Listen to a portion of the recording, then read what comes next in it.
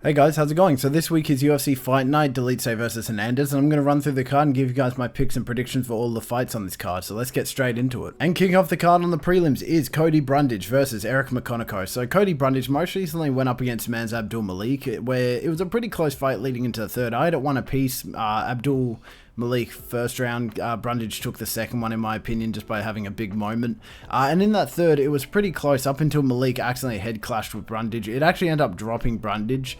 Didn't really have Malik that hurt, but Brundage got dropped from it. He was really visibly hurt from it. Malik followed up ground and pound, finished the fight that way, but recently that has been overturned to a majority draw. I think the right call there, because the head clash was ultimately what caused Brundage to getting finished, with him looking pretty fine leading up to it. Before that, Brundage had a really fun fight against Julian Marquez, where both fighters were coming out the gate swinging big, landing huge on each other throughout the fight, even knocking each other's mouthpieces out a couple of times, but continuing to fight on. But in the first round, late within that round, Brundage lands his straight right when back up against the cage, lands cleanly on Marquez, puts him away with some follow-up ground and pound to take a first round TKO win. Good win there. And while he did lose to Bo Nickel in the second round by rear naked choke submission, and it was a pretty dominant fight for Nickel, that one, he was having moments where he didn't look horrible with his defensive wrestling. The odds put him at a plus 1,000 or something underdog. I think that was a bit intense. And there were parts, not like he was going to win or anything, but he put up a pretty good fight on the ground. He's a pretty decent defensive wrestler. But either way, he still got dominated in that Nickel fight, got submitted, so it is what it is. Eryk McConico debuted in the UFC, and admittedly it was a very good opponent he debuted against in Sultan Ruzabov, where he got beat up badly for the whole first round, got out-volumed majorly, before being knocked down and hurt badly early in the second, and then when returning back to the Fili, got put up against a cage and just beat up, knocked down again, and then the ref jumped in to stop the fight.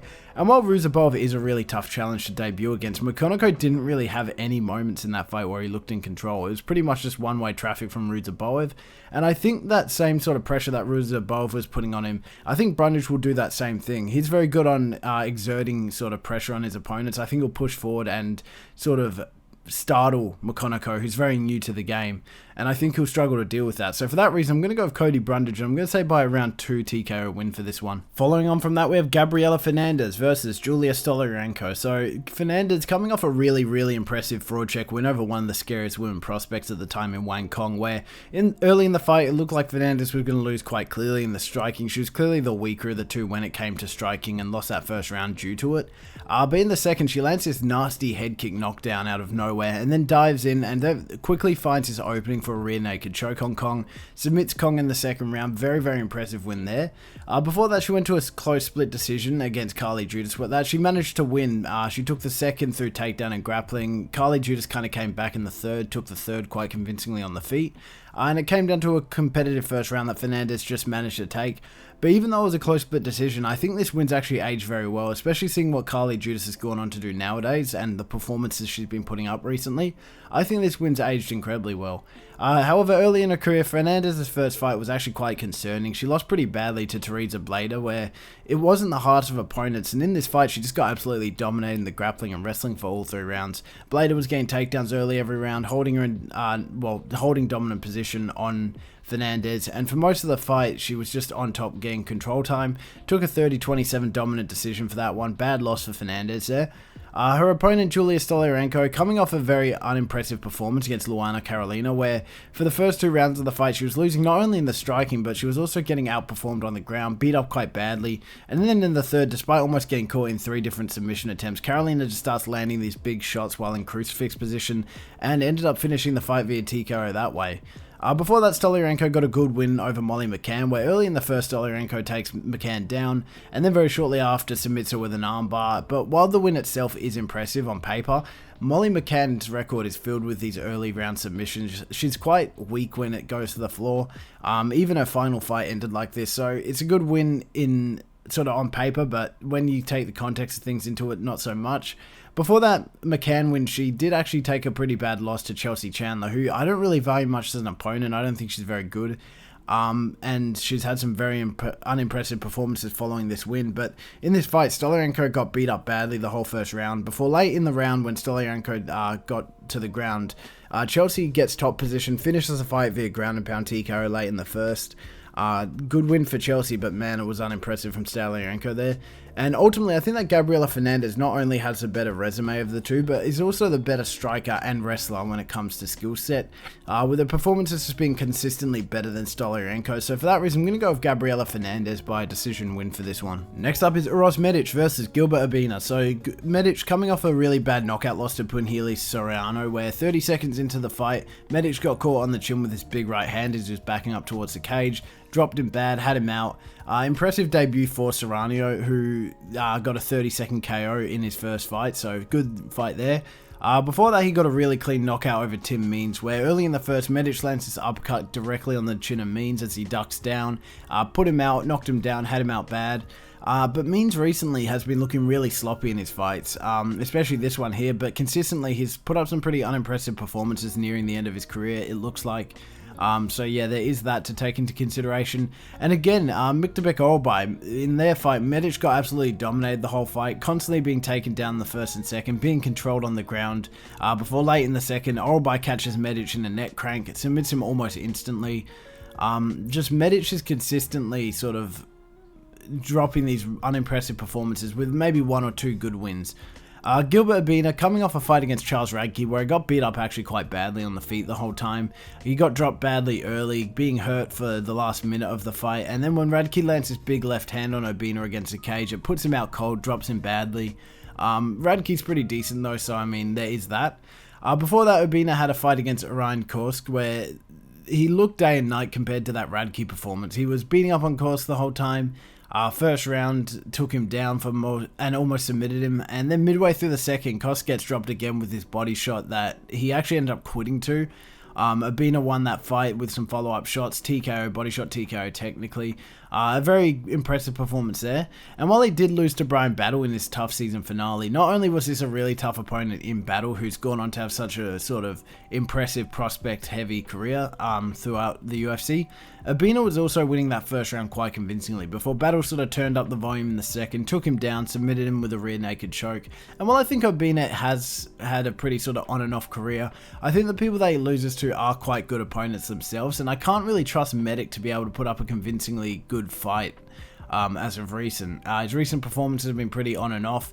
He looks a bit chinny especially recently, so I can't really trust that. So I'm going to go with Gilbert Urbina by around 3 TKO for this one. Following that, we have Joselyne Edwards versus Priscila Cachoeira. So Joselyne Edwards coming off a pretty good win over Chelsea Chandler, where Edwards absolutely dominated Chandler for the whole fight, finishing it in the first when she got Chandler up against the cage, started nailing her with these sort of left-right hook combos, dropped her, had her away, TKO finish in the first, very impressive there. Before that, Edwards took another really good win over Tamiris Vidal, where every round Edwards just outvolumed Vidal by double the strikes, as well as mixing in takedowns every round. Late in the third, when the fight got taken to the ground, Edwards caught Vidal in a rear naked choke and submitted her to top it off. Another really good win there. And even before that, Edwards did lose to Aileen Perez, but I think Aileen Perez is pretty decent. She did dominate in the wrestling, pretty much holding Edwards down on bottom the whole fight. Controlling her for most of the fight, and combined with a knockdown in the second from Perez, Edwards lost a pretty clear 30-27. But I do think Aileen Perez is sort of a next up-and-coming top 10 opponent, so not the worst of losses there. Priscila Cachoeira coming off a brutal knockout over Joselyne Nunez, where it was a pretty even start to the fight when it came to the striking, but Cachoeira landed this big uppercut on the chin of Nunez, put her down and out badly midway through the first round. Impressive win there. Before that, when Cachoeira took on Jasmine Jasudavicius at UFC 297, she looked way worse. She kept getting taken down every round, and from there Jasudavicius would just land a ridiculous amount of ground and pound, constantly threatening the submissions, and then she actually got a Dallas choke in the third, locked it in tight, submitted Cachoeira to take the third round submission win. And it appears that Cachoeira's biggest issue is her lack of solid defensive grappling. In a fight against Miranda Maverick, it pretty much played out the same way as that Jasudavicius fight. Maverick taking Cachoeira down every round, she landed some ground and pound, and then even in the third round, similar to that fight, she caught Cachoeira in a submission, an armbar this time, and finished the fight that way. So while I think Cachoeira is coming off an impressive win over Joselyne Nunez, her previous losses are very, very concerning to me as someone sort of when going up against someone so well-rounded as Edwards, who has a pretty good ground game herself, I can just see her getting taken down and out-grappled for a large portion of this fight. So for that reason, I'm going to go with Joselyne Edwards, and I'm going to say by round 2 submission for this one. Next up is Elijah Smith versus Toshiomi Kazama. So Smith debuted against Vince Morales in his UFC debut, his only fight in the UFC so far, and while it wasn't the most dominant or crazy fight from really either side, it did demonstrate a well-roundedness of Smith's game. He was able to keep up on the feet with Morales, and then even actually managed to beat Morales in the grappling in the first and third rounds, which is usually an area where Vince Morales is very dominant in. We saw it with the Raul Rosas fight. That was really the only successful area he had. And it's impressive that Elijah Smith was able to deal with that. Ultimately, Smith took a 29-28 decision, not the craziest fight, but still a pretty good debut. Toshiomi Kazama, coming off the UFC season of Road to UFC, where he took on Rinya Nakamura in the finals, got put away very early, 30 seconds into the fight with this big counter right that connected, shut him off badly. Rinya Nakamura is pretty good though, we've seen that recently, so take that into consideration. Following that, he did take on Garrett Armfield in a fight which also ended very early in the first round. Armfield just beat up on Kazama the whole fight before putting him away with a straight right in the last minute or so in the round. Once again, a pretty nasty knockout there. And while Kazama has come back recently to get a win over Gregorio, where it wasn't really the same caliber of competition, and in this fight, Kazama relied heavily on his wrestling, with virtually nothing really being thrown the whole fight. And a finish coming in the second round when Kazama caught Gregorio in a triangle choke that submitted him, but really nothing to say on the feet, really only a grappling competition, and he came out better there. And while he is coming off a win, Kazama looked really bad in all his performances leading up to that point, and if it remains standing at any point in this fight, which I think it will, Smith has some pretty good defensive wrestling. I could see Smith landing big on Kazama, finishing him kind of early, so for that reason I'm going to go with Elijah Smith by around 1 KO for this one. Following that is Julius Walker versus Rafael Cerqueira. So Julius Walker debuted against Alonzo Menafield somewhat recently, where it went to a pretty close split decision. Menafield actually managed to take the win on that one, with each fighter having their moments here and there. Walker looked good in the second round before Menafield sort of came back in that third and started picking up the volume, with the fight coming down to a very close swing first round, which Menafield took, but really solid opponent to debut against for Walker. Kind of a tricky challenge there. But yeah, not much else to say about his career in the UFC so far. Rafael Cerqueira, only 2 fights in the UFC, with his debut being against Ibo Aslan at UFC 308, where he got absolutely brutalized. Got put up against the cage very early in that round before being bombarded with a flurry of punches that caused him to wilt under the pressure. He shelled up, not responding to any shots from Aslan, which caused the fight to end via TKO in the first round. Very impressive win for Aslan there though. And his performance after that wasn't much better, with him losing to Modestas Bukauskas. Once again, Cerqueira just got put up against a cage under the pressure, hammered with a flurry of punches that caused him to shell up. He actually got dropped in this one before being finished, but he got dropped on the ground. Bukauskas kept throwing punches at him, and the referee jumped in, stopped it, round 1 TKO win. He has a constant issue of just shelling up when the pressure's on him, and he hasn't really proved much in the UFC. He's looked incredibly easy to get past if you come with that pressure, and I think Cerqueira will very easily fold to anything that Walker sort of throws at him. Granted, Walker's not the most dominating fighter when it comes to the striking. He'll usually just stand back and use his range, but I still think that this one will end early. I'm going to go with Julius Walker for this one. I'm going to say by around 1 TKO. And now onto the main card. Opening it up is Eryk Anders versus Christian Leroy Duncan. So Eryk Anders most recently took on Chris Weidman at UFC 310 for Weidman's retirement fight, where in the first round it was pretty competitive back and forth until Weidman knocks down Anders, has him hurt really badly. Doesn't manage to finish, chooses to wrestle instead, stays on top position to close out that first round, and then in the second, Anders starts taking over. He starts beating up on Weidman, where late in the second, Weidman ends up on his back, and Anders is just on top, reigning in these ground and pound shots from top, eventually finishing the fight via TKO, ground and pound TKO, to finish that one in the second. Very impressive win from there. Weidman didn't look great though. He got another win before that against Jamie Pickett in a fight where it looked worrying early. Anders got hurt again big in the first round, got knocked down, hurt quite badly. But then in the second and third, Anders started using his takedowns and his wrestling, and then took both those last 2 rounds in control time on the ground, and won that one by a 29-28 decision. Before that, he had a pretty bad performance against Marc-Andre Barriault, where ultimately he just lost that fight through being outperformed on the feet for the whole fight. He was failing any attempts to get the fight to the ground, and on the feet, Barriault was just beating away at him from range. especially with the kicks as well. It didn't really seem like Anders had an answer for those. Ultimately, Barriel took a 30-27 decision just through being that little bit better on the feet and striking in that fight. His opponent for this fight, Christian Leroy Duncan, had a really hard to watch fight against Andrei Puliev where neither really landed much volume at all. Certainly nothing of significance, and that was primarily just due to Puliev constantly circling around on the back foot against the cage, refusing to engage in any sort of firefight on the feet. Duncan was sort of stuck at range as well, couldn't really get much off. He would occasionally land in combination against the cage, but nothing crazy. 30-27 decision win for Duncan there in a pretty uneventful fight. Before that, he took on Gregory Rodriguez at UFC 304, where they were evenly matched when it came to the striking. In fact, Duncan was probably landing the bigger shots. He actually ended up cutting Rodriguez open. But constantly throughout the fight, Rodriguez would take the fight to the ground where he would just hold dominant position, rack up control time. Duncan didn't really know what to do, couldn't really get up to the feet as well as he wanted to, which led to Rodriguez taking a 30-27 decision win for that one.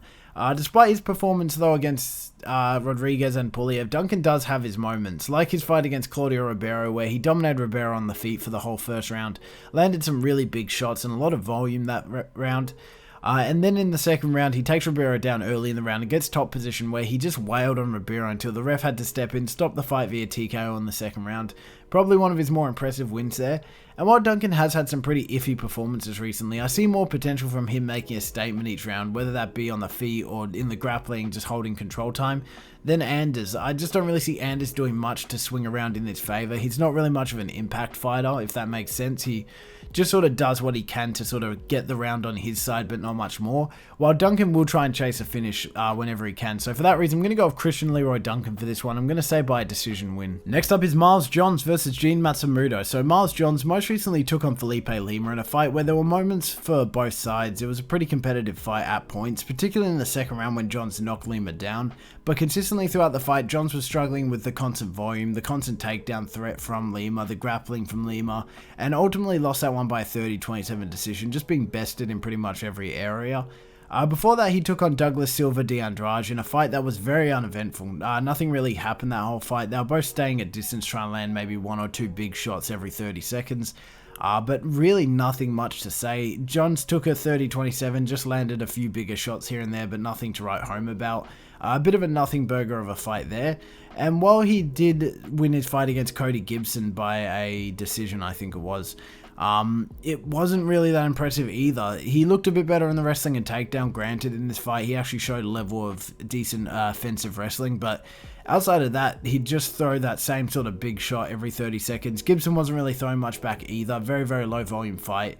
And Johns just mainly won that one through landing the bigger shots and being a bit better when it came to the wrestling. So he's had some pretty uneventful fights recently. Gene Matsumoto debuted in the UFC against Dan Argueta, where Argueta won the first round pretty convincingly. He was constantly taking Matsumoto down, controlling him for most of the round. And then in the second round, when it was looking like a repeat of the first, Matsumoto managed to catch Argueta in a guillotine choke in the closing seconds of the round, submitted Argueta with 1 second left in round 2 to take a very impressive win following a pretty concerning initial performance. Following that, Matsumoto took on Brad Katona, where after a pretty bad start with Katona looking a lot better on the feet early, Matsumoto started picking it up as the fight went on. He landed the bigger shots consistently in the second and third rounds and was constantly denying the takedowns from Katona. And ultimately, those last 2 rounds won him that decision, 29-28. A decently good performance there. Most recently, he went on a very close split decision against Rob Font, which is a ranked bantamweight fighter, so that's a very tricky opponent so early in your career. Where in the second round, Matsumoto absolutely dominated with 5 takedowns and racked up the most control time in that round. With Font coming back in the third, dealing some massive damage on the feet and being the better boxer of the two. With it coming down to a very close first round that Font just took, but it was a very close fight nonetheless, and I think it was a bit out of Matsumoto's league at the time with the ranked fighter. And while Matsumoto does often go to these decisions that are somewhat competitive, so does Johns. And when it comes to who is more sort of well-rounded, I have to go with Matsumoto, who has a pretty strong ground game. Johns is decent, but not quite there yet. And I just think he'll exert a lot of sort of physicality over Johns if it goes to the ground, which I definitely see it doing at some point in the fight. So for that reason, I'm going to go with G Matsumoto. I'm going to say by a decision win for this one. Moving up the card, we have Andre Fili versus Christian Rodriguez. So Andre Fili most recently took on Melchizedek Costa, where on the feet, Costa was actually beating up on Fili pretty much for that whole first round. And Fili tries to get the fight to the ground by taking Costa down to sort of reset the momentum at the end of the round. But from bottom position, Costa locks in this guillotine and submitted Fili in the closing 30 seconds of the first round. Very, very impressive performance from Costa there. I think he was a bit of an underdog in this one.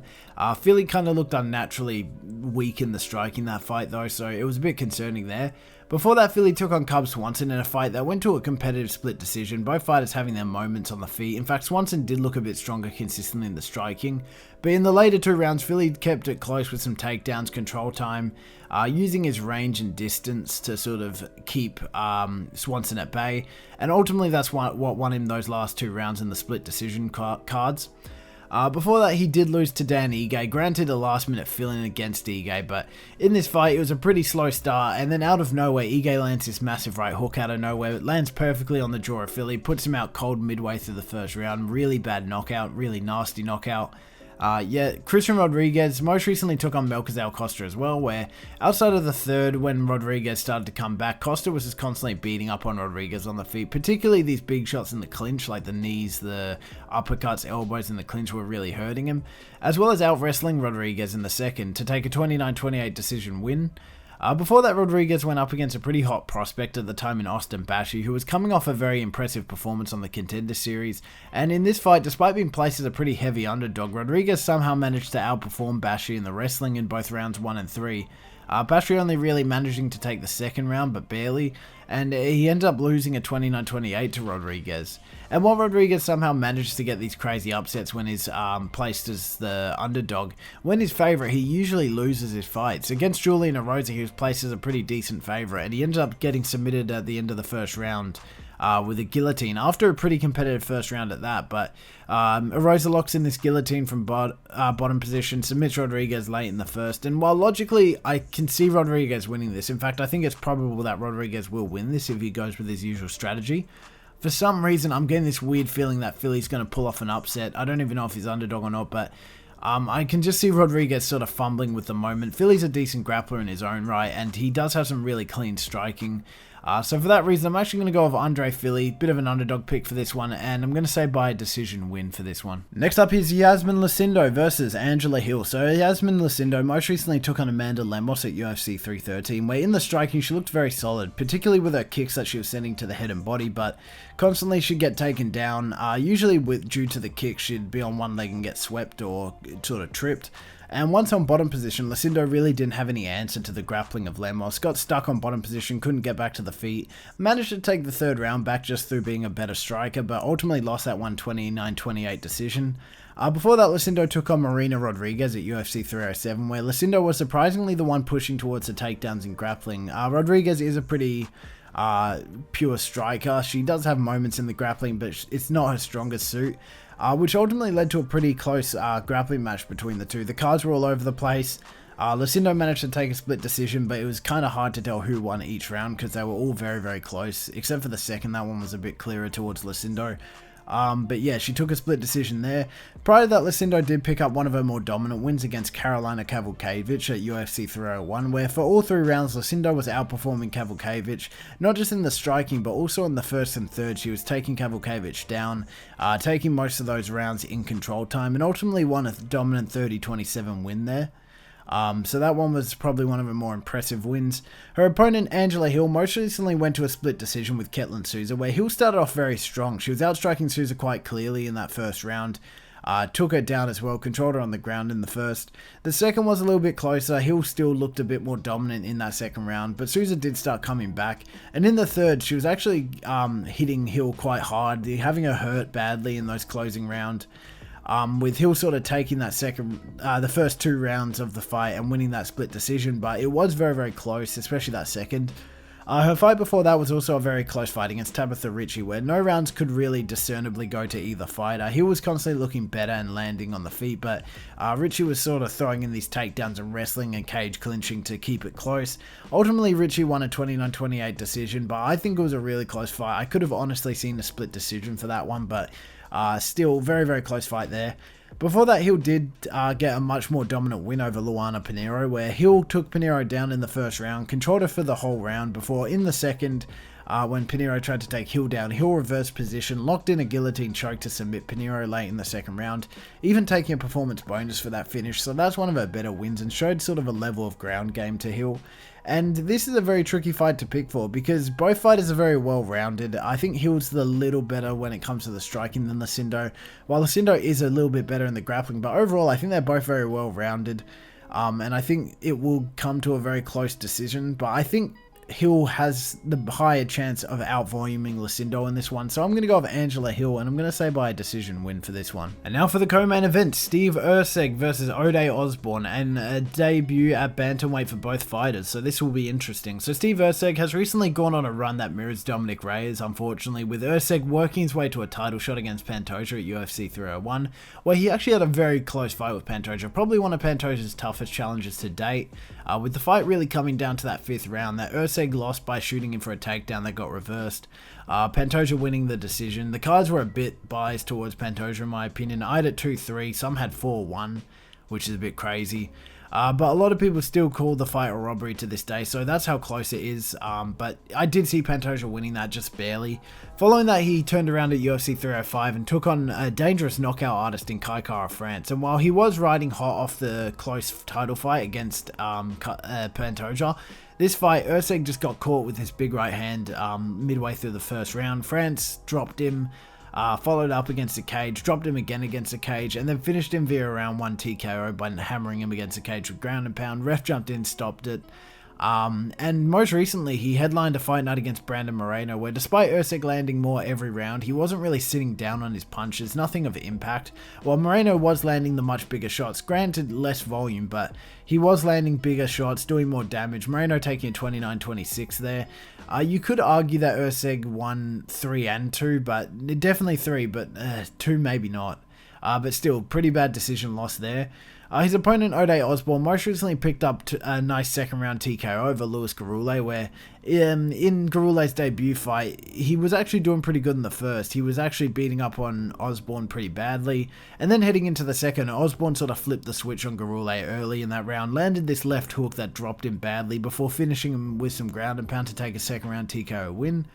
Before that, Osbourne had a pretty fun fight against Ronaldo Rodriguez at the Sphere, where early on it looked like Osbourne was going to finish Rodriguez. He knocked him down, had him hurt quite badly in the first round, but in the second and third, Rodriguez started using his takedowns and wrestling to dominate Osbourne on the ground, landed some really big ground and pound throughout the fight, and Rodriguez ended up taking those last 2 rounds back, winning a 29-28 decision. Before that though, Osbourne got absolutely dominated by Jafel Filho, who himself is a very dangerous prospect, but Osbourne stood no chance this fight. He kept getting taken down early in the round, kept getting tagged with these big shots from ground and pound, before turning over, giving up his back, and getting caught with a rear naked choke and submitted in the first round.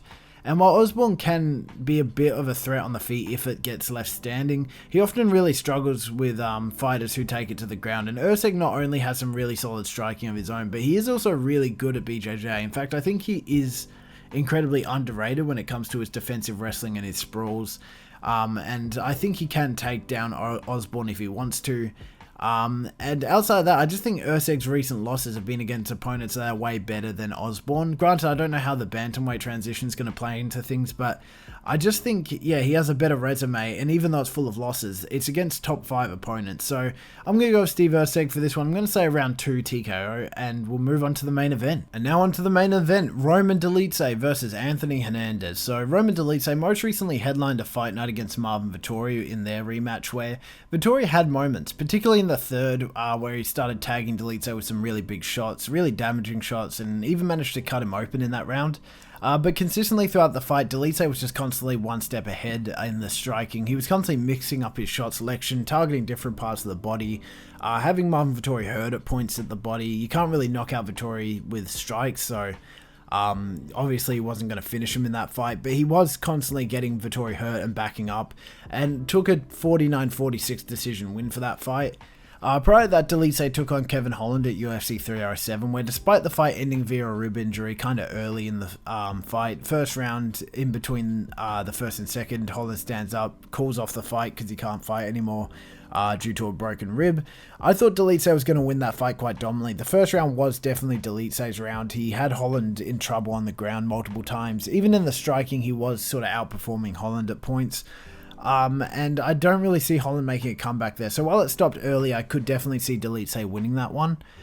Recently, Dolidze did sort of hit a wall when he took on Nassourdine Imavov, where Dolidze got beat up pretty badly every round by Imavov. He kept getting, well, he got knocked down in the first and almost put away in the first. And even outside of that, he was getting hit with these massive shots in between the rounds for the whole fight.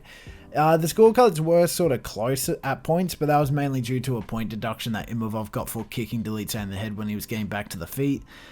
So it was a lot more dominant than the scorecards would let you to believe, but yeah, very, very good win for Imavov there. Kind of a bad performance from Dolidze. His opponent, Anthony Hernandez, made his way into the rankings somewhat recently at UFC 298 when taking on Roman Kopylov, where on the feet he surprisingly actually kept it close with Kopylov.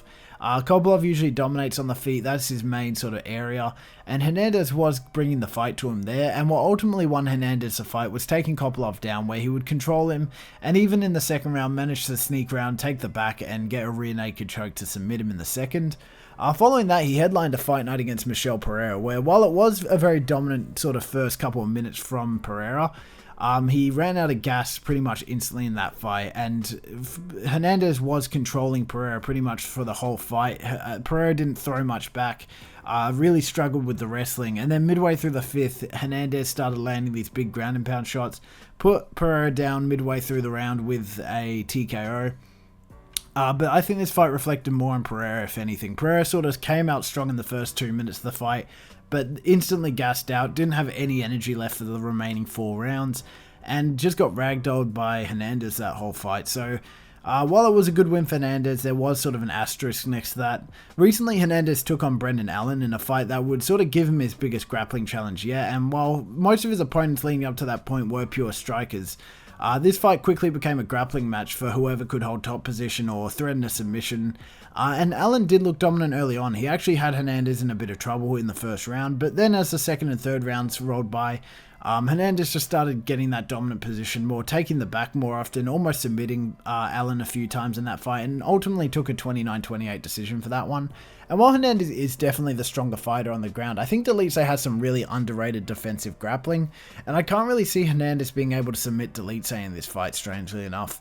If it does stay on the feet, I can see Dolidze looking a little bit busier consistently. He's not really a knockout fighter, but he is a guy that will sort of kick away at the legs and body, sort of wear you down as the fight goes on and out-volume his way to a win.